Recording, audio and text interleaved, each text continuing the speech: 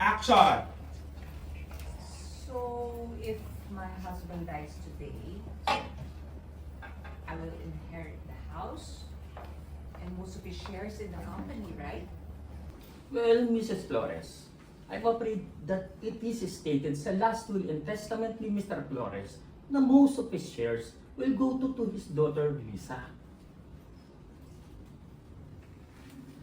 Pero paano yan? Nawawala si Lisa.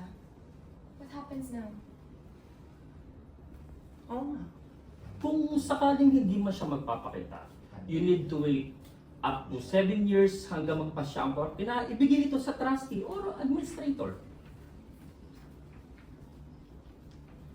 Which happens to be me. Tinginan. Okay. Wider po. Okay. Atras na po. Dito na, dos.